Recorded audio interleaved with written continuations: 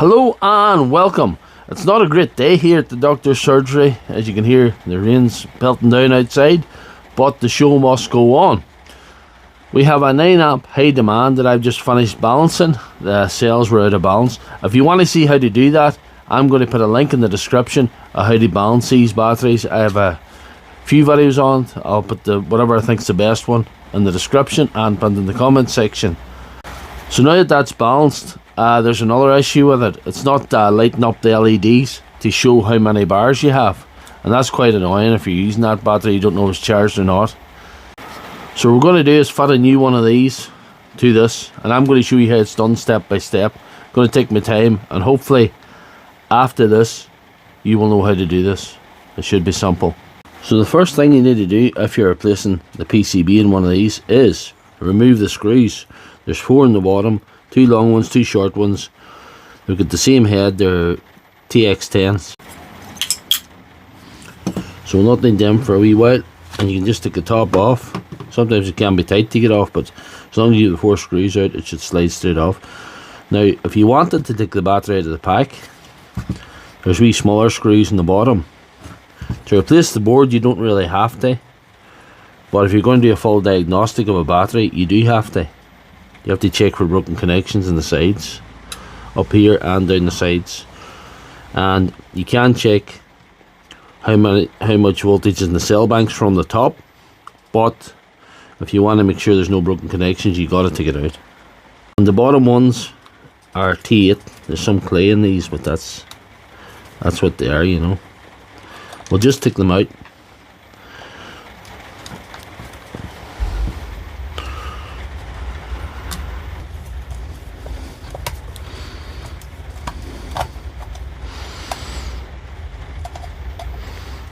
And put up a fight, but yeah, we have them out now, so that means you can lift the whole thing out.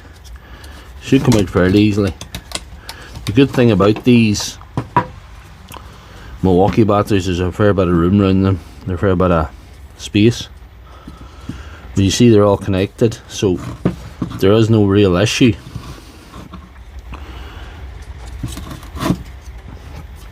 A bit of rust here, but I don't worry about things like that. These terminals are dirty, but that'll not matter because we are replacing the board. The first thing you need to do is disconnect the positive and the negative connections to the board. You get under it with a sharp screwdriver. I find it's the easiest way.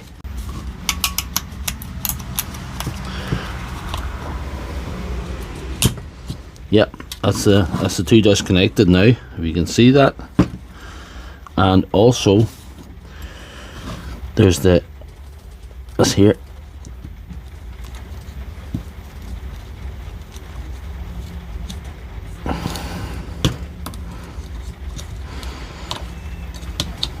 Take that off. Then we're back to our old friend, the T8. Remove these 2 screws that are holding the board on, like that. There's 1 short screw and 1 long screw.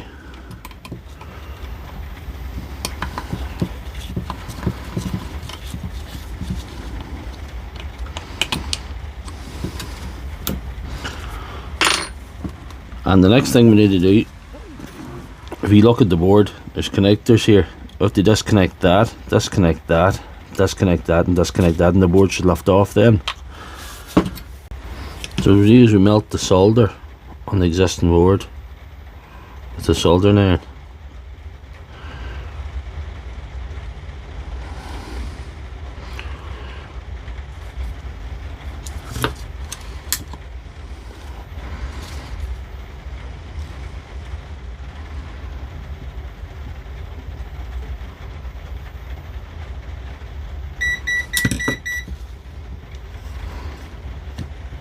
Adds a little bit of low melt solder there to get the heat into where it needs to go, you know. It should just pop out. That's then popped out that side anyway. So we need to do this other side.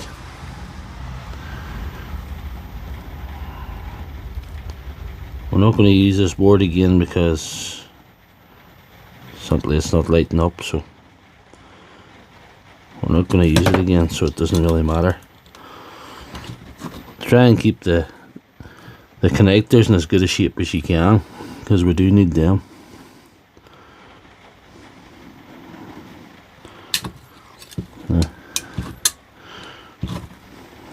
That's holding on a little bit. That's it. That's it off.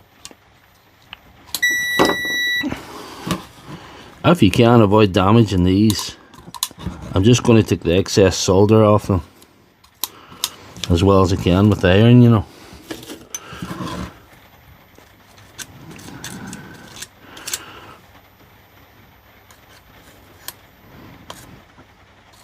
And you can break these when you're taking off the board, or if you accidentally cross connect, you can burn it up, you can burn it off, or you can do different things with a mistake. However, it's not the end of the world. You can reconnect, you can do things, but this is hopefully going to go smoothly.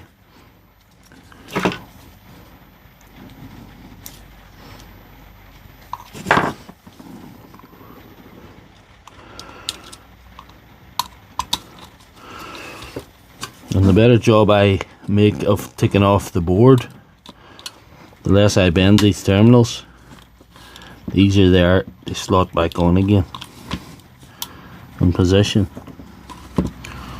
But the way I do it, it's hard to keep it straight, you know.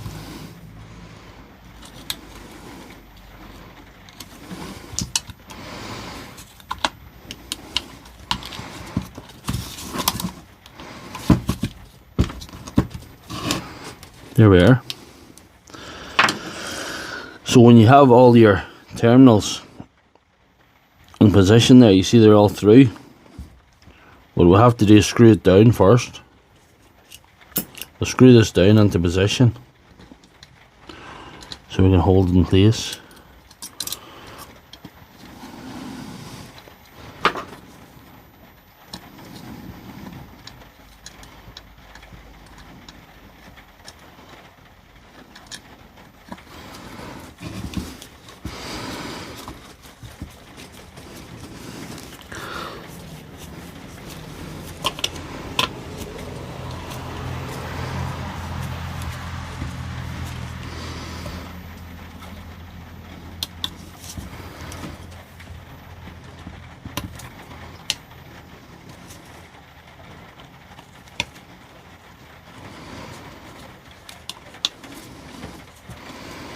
You're right.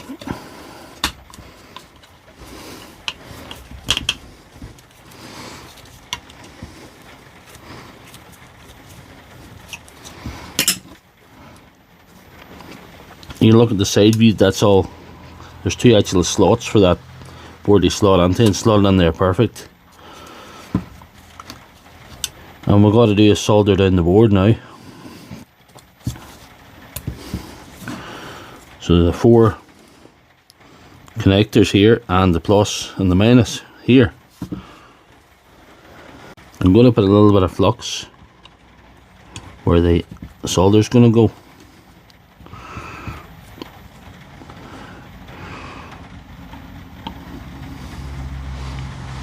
Just a little bit.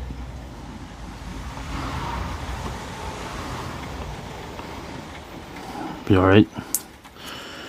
I'm going to use the heavy solder for the plus and the minus, and I'm going to use the finer solder for the wee small ones. Get a bit of heat into that first.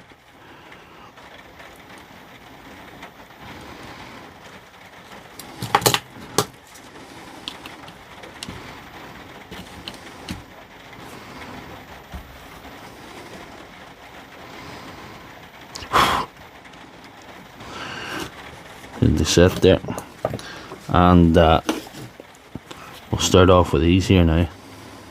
You got to be careful with these.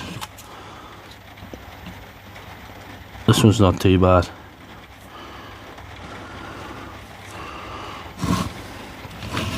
There's little components in the board that are quite near these, and if you're not careful, you can blow the board.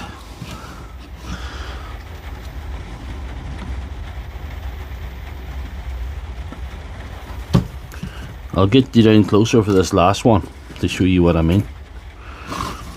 If we can get closer here.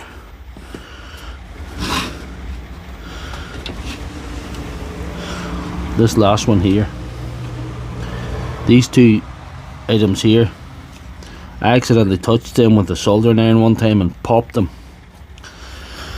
So we need to be careful not pop the board that way, because it's possible you could cross connect it accidentally with the solder or the iron. So it's just need to be careful. But I think we've got away with that one there.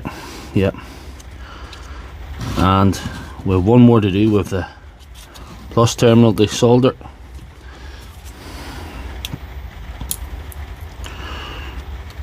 Let's see, we'll get right into position here and get the right solder here.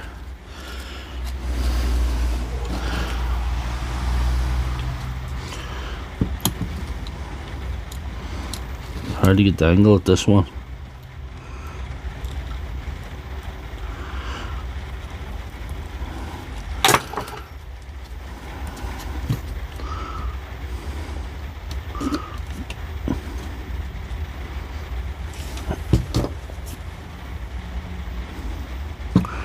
There we are.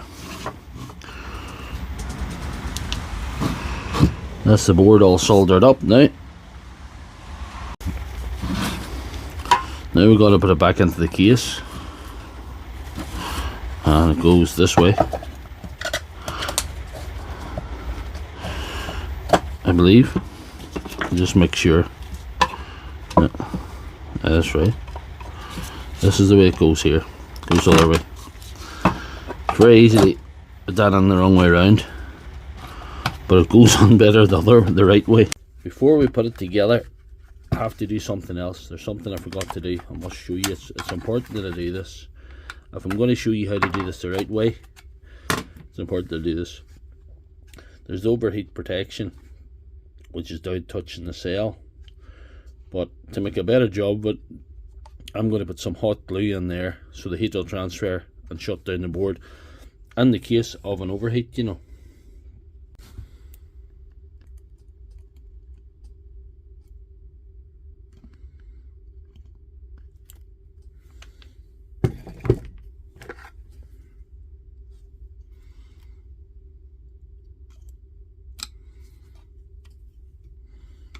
So that's a little bit of hot melt glue. So in the case of an overheat, the cell will heat that hot glue up and cause that to deactivate the board. So that's what we want. And when we're on the subject, did anybody notice that instead of soldering this one, I ended up soldering that one that was already soldered? That's why you must watch these videos to the end.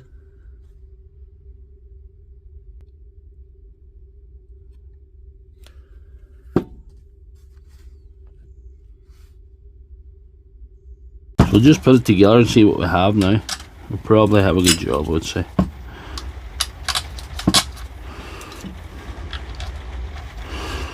Maybe small screws on the bottom too. Though, I do think if you didn't have them, it wouldn't be such a big problem, you know.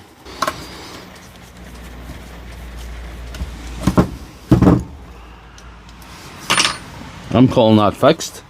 So if you like this video, please give it a thumbs up and check out my channel for all my other videos.